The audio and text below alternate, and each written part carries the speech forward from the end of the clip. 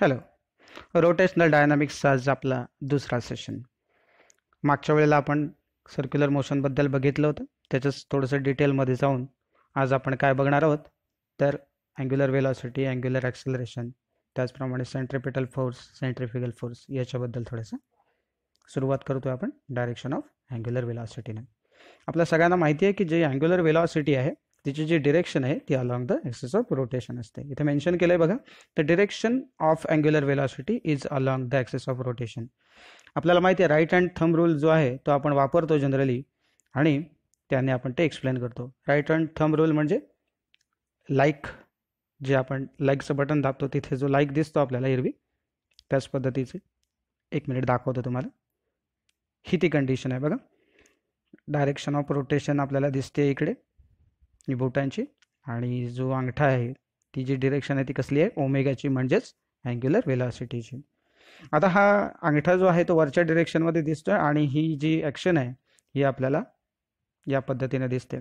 हे जर आपण डिसलाईक चं बटन जर दाबतो त्यावेळेला जी कंडिशन आपण दाखवतो, जो अंगठा खालच्या दिशेने असेल तर थोडीशी डायग्राम आपली बदलते आणि मग तिथे चित्र साधारणपणे हे बघा असं तयार होईल की याच्यामध्ये जर तुम्ही बघाल, जेव्हा ॲक्सिस ऑफ रोटेशन म्हणजे बघा इकडच्या साईडला ही जी कर्व फिंगर्स आहे त्याची डिरेक्शन अशी आहे, तशीच डिरेक्शन ही पहिल्या केसमध्ये येते. आणि हा जो थंबची डिरेक्शन आहे बघा इथे, तशीच ही ओमेगाची ह्या चित्रामध्ये आपल्याला दिसते. हे जर उलट केलं आपण तर आपल्याला मग असं दिसेल की अंगठा खालच्या डिरेक्शनमध्ये येईल, त्यावेळेला जी मुव्हिंग कंडिशन आहे आपली, जी बोटांची डिरेक्शन आहे ती या पद्धतीने जाईल बघा, ही इकडे जाईल आणि त्यामुळे हा जो वेक्टर आहे हा डाऊनवर्ड डिरेक्शनमध्ये येईल, जी अँग्युलर वेलॉसिटीची डिरेक्शन आपल्याला म्हणता येईल. ठीक आहे. थोडक्यात काय आहे बघा, if the curve fingers are along the sense of rotation, outstretch thumb gives the direction of angular velocity. म्हणजेच आपण या कंडिशनमध्ये ज्या वेळेला आपली बोटांची जी डिरेक्शन असेल ती आपल्याला काय देईल, तर डिरेक्शन ऑफ रोटेशन, आणि मग थंब आपल्याला काय देईल, थंबची जी डिरेक्शन असेल ती काय असेल, अँग्युलर वेलॉसिटीची डिरेक्शन असणार आहे. ठीक आहे. त्यानंतर पुढचा पार्ट जो आहे तो डिरेक्शन ऑफ ॲक्सेलरेशन. जनरल केसमध्ये युनिफॉर्म सर्क्युलर मोशनमध्ये आपल्याला जे ॲक्सेलरेशन आहे हे आपल्याला अभ्यासायचं आहे बघा. In UCM the direction of acceleration is towards the centre. म्हणजे डिरेक्शन ऑफ ॲक्सेलरेशन काय आहे, टुवर्ड्स द सेंटर आहे, म्हणजे रेडियसच्या दिशेने आहे, म्हणजे आतल्या साईडने आहे, सेंटरकडे जाणार आहे. बरोबर. The magnitude of the acceleration is given by A is equal to omega square r, किंवा दुसऱ्या इक्वेशनमध्ये आपण ते लिहितो V स्क्वेअर बाय आर. जर आपण ते वेक्टर नोटेशनमध्ये लिहायला गेलो तर आपल्याला हे असं दिसेल बघा, A bar is equal to minus omega square into R bar. इथे काय झालंय बघा, A बार आणि इकडे आर बार, इथे मायनस साईन आहे. मायनस साईनचा अर्थ काय होतो, तर A बार आणि आर बार यांची डिरेक्शन काय आहे, एकमेकांना ऑपोजिट आहे. बरोबर. जे ॲक्सेलरेशनची डिरेक्शन आहे ती काय आहे, टुवर्ड्स द सेंटर आहे, म्हणजे आतल्या साईडने आहे, आणि रेडियस वेक्टर जो आहे तो आपल्या त्याची डिरेक्शन जी आहे ती आउटवर्ड डिरेक्शनमध्ये आहे. ठीक आहे.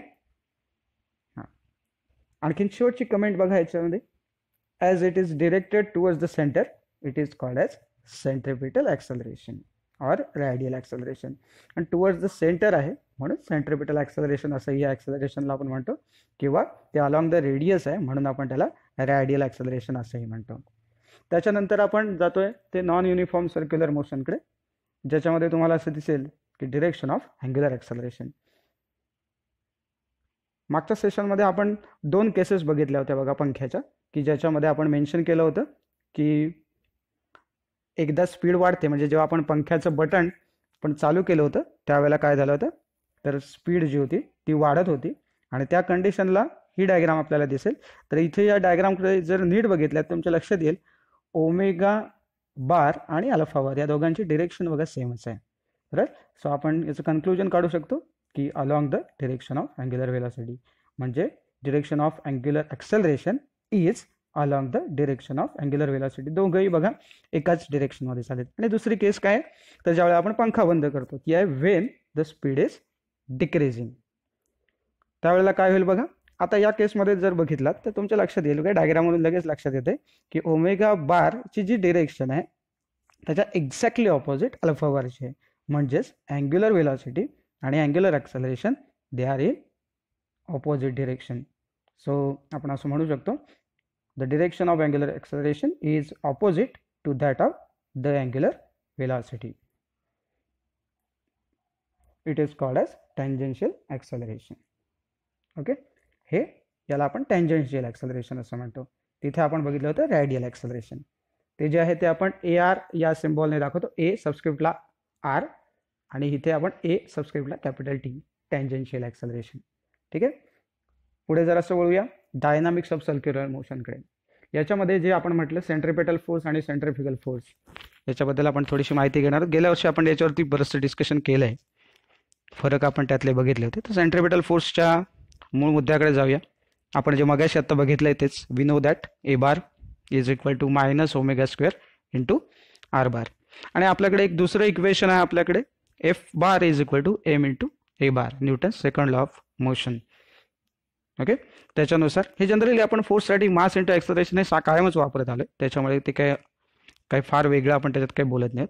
म्हणजे इथे जर आपण बघितलात तुम्ही तर इथे सुद्धा ए बार आहे आणि वरच्या इक्वेशनमध्ये वी नो दॅटमध्ये जिथे आपण म्हटलंय तिथे पण ए बारची किंमत आहे. जर ही ए बारची किंमत जर आपण याच्यामध्ये टाकली इथे, तर आपल्याला पुढचं इक्वेशन मिळू शकतं जे आहे A bar is equal to minus M omega square into R bar. काही फार केलेलं नाही, ए बारच्या ऐवजी फक्त आपण काय केलं, ही किंमत आपण सबस्टिट्यूट करतोय. ठीक आहे, हे बघा ही ती डिरेक्शन आहे ॲक्च्युली, ज्याच्यामध्ये तुम्हाला नीट क्लिअर दिसेल की जे रॅडियल ॲक्सलरेशन आहे ए आर म्हटलं आहे बघा इथे, तर याची जी डिरेक्शन आहे ही टुवर्ड्स द सेंटर आहे आणि हा जो रेडियस वेक्टर आहे याची जी डिरेक्शन आहे ती काय झाली आहे, अवे फ्रॉम द सेंटर आहे.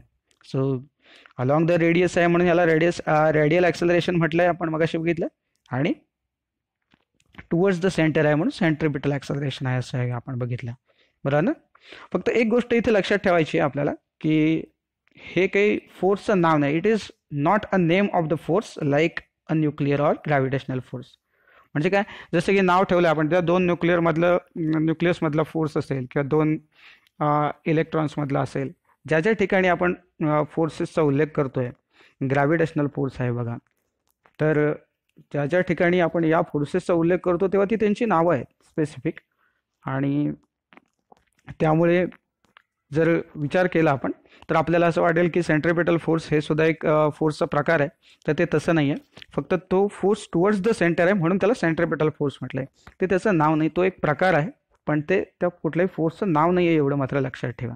ठीक आहे, तर त्याच्यानंतर आपण दुसऱ्या भागाकडे वळतोय ज्याच्यामध्ये आपण बघणार आहोत सेंट्रिफ्युगल फोर्स.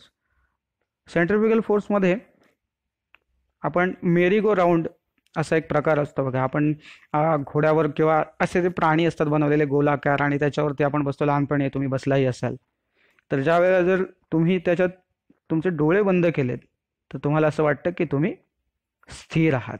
हे बघा एक साधारण तुम्हाला चित्र तुमच्या समोर आणतोय म्हणजे तुम्हाला कळेल ॲक्च्युली की काय ते मेरी गो ग्राउंड काय असतं ते. तर तुम्ही या प्राण्यावरती बसता आणि मग ते गोल गोल फिरतात, तुम्ही डोळे जर बंद केलेत तर मात्र तुमच्या असं लक्षात येईल की तुम्ही स्थिर आहात. तर हे का घडतं खरं तर this is because there is some force which is exactly same in magnitude but in the opposite direction of the centripetal force.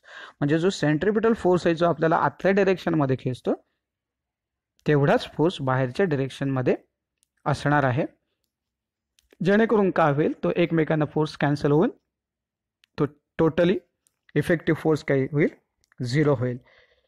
Okay, तर हा जो फोर्स जो आतल्या साईडून लावलाय एक्झॅक्टली जेवढा बाहेरून लावलाय तेवढाच आतून आपण बाहेरच्या डिरेक्शनमध्ये लावतोय, त्याला आपण काय म्हणतोय, सेंट्रिफ्युगल फोर्स.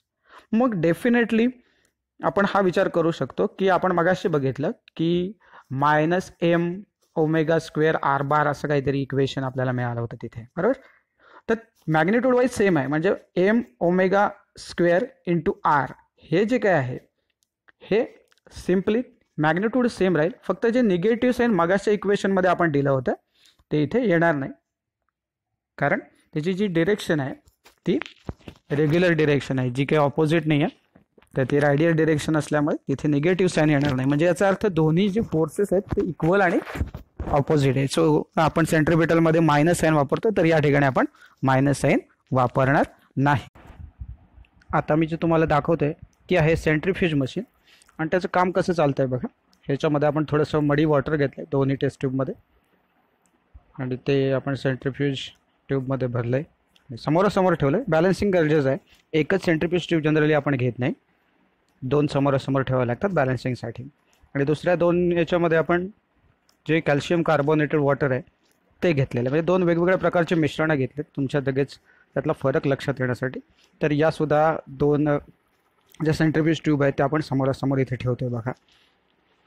आणि आपल्याला काय करायचं आहे, ते हँडलच्या साहाय्यानं फक्त हे थोडंसं फिरवायचं आहे, जेणेकरून काय होईल तर याच्यामधली जी जड पार्टिकल्स आहेत ज्यांची घनता जास्त आहेत अशी पार्टिकल जी आहेत ती बाहेरच्या दिशेनं फेकली जात आहेत सेंट्रीफ्युगल फोर्समुळे. आणि त्यामुळे असं लक्षात येईल जड पार्टिकल्स म्हणजे काय होईल बघा. आता हे थोडंसं बऱ्यापैकी मिक्सचर जे आहे सेंट्रीफ्यूज करून झाले, तुम्हाला रेसिड्यू खाली तळाला दिसेल बघा. आता याच्यामध्ये हे बघा, याच्यामध्ये तुम्हाला हे जे तळाला मातीचे कण दिसतात आणि हे वरती चांगलं व्यवस्थित स्वच्छ झालेलं पाणी दिसतंय.